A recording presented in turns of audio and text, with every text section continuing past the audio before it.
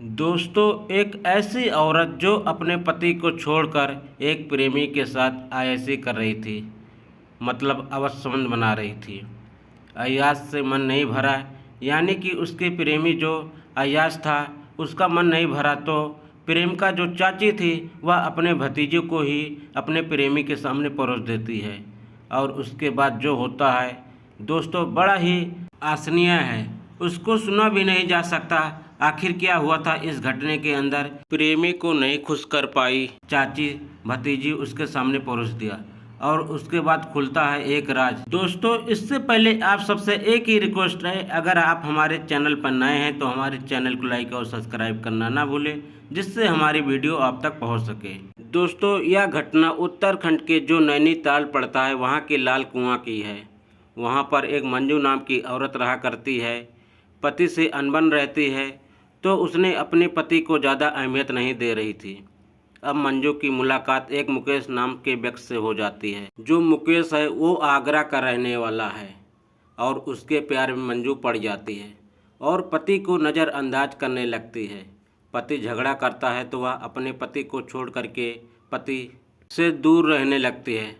अपने प्रेमी मुकेश साथ रेमी रिलेशनशिप में दोनों प्रेमी का रेमिलेशन में रहने लगते हैं। पति छूट जाता है। अब दोनों मौज मस्ती कर ही रहे थे। जो मंजू है उसकी एक भतीजी होती है जिसका नाम होता है उमा। उमा 21 साल की। अब मंजू अपनी भतीजी उमा का फ़ोटो अपने प्रेमी मुकेश को दिखाती है। मुकेश कहता है कि यह तो बहुत खूबसूरत है, तुमसे भी ज़्यादा खूबसूरत है, क्या तुम इसे मेरे पास बुला नहीं सकती हो? मंजू कहती, नहीं, यह अभी कुंवारी है, इसको मैं तुम्हारे पास कैसे बुला सकती हूँ। मंजू अपने प्रेमी को खुश करने की पूरी कोशिश करती है, लेकिन प्रेमी का मन तो अब मंजू की भतीजी उमा के ऊपर आ चुका था। अब वो बार बार जिद करता है कि उमा को बुला दो, तो मंजू अपने प्रेमी को खुश करने के लिए फिर तैयार हो जाती है और वह अपने भतीजी को फ़ोन करती है कि तुम कहाँ पर हो। भतीजी के पास जाती है और उससे कहती है कि कुछ दिन तुम मेरे घर मेरे साथ चलो। उसको घुमाने के लिए चुपचाप घर वालों को बिना बताए अपने साथ ले आती है और कहती है कि फ़ोन वगैरह मत करना, वरना घर वाले परेशान करेंगे। या दोस्तों, प्रेमी प्रेमिका और मुकेश उस भतीजी उमा को आगरा ले जाते हैं। वहाँ पर एक किराए का मकान लिया जाता है और उस मकान के अंदर यह तीनों वह हवस का नंगा नाच करते हैं। तकरीबन 4 दिनों तक मुकेश के सामने मंजू ने उमा को परोस दिया था।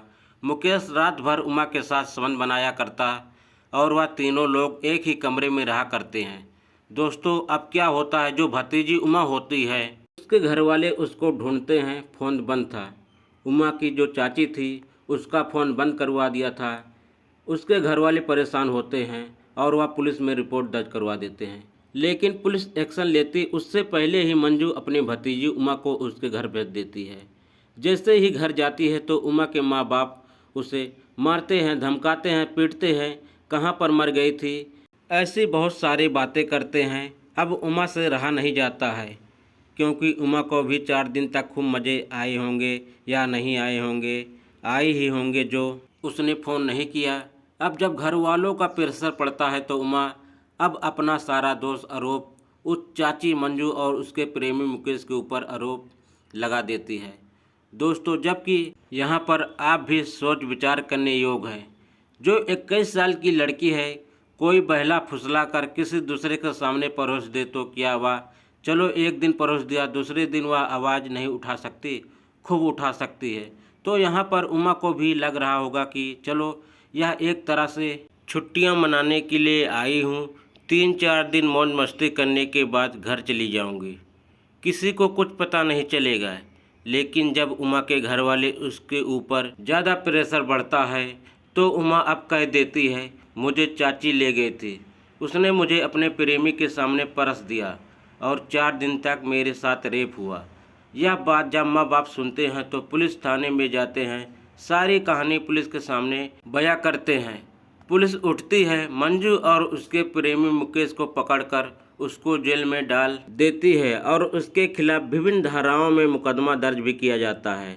अब यह दोनों प्रेमी प्रेमिका आराम से जेल में रहेंगे और खूब प्यारे नगमे गाएंगे। गाने गाएंगे, कुछ भी करे, जेल में रहेंगे। दोस्तों, बुरे कर्तव्य के बुरे कर्म का बुरा नतीजा, इसी को कहा जाता है बुरे काम का बुरा नतीजा।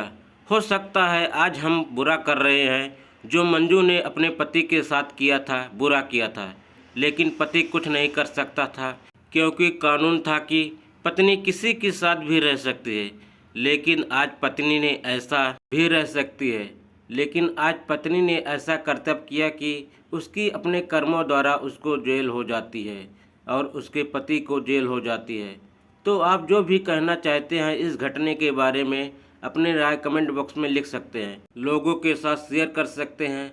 अगला प्रोग्राम मैं जल्दी से फिर लेकर आऊँगा किसी सच्ची घटना के ऊपर। तब तक आप खुश रहे, सावधान रहे, रिश्तों की कीमत समझें, गंदे आदमी से दूर रहें।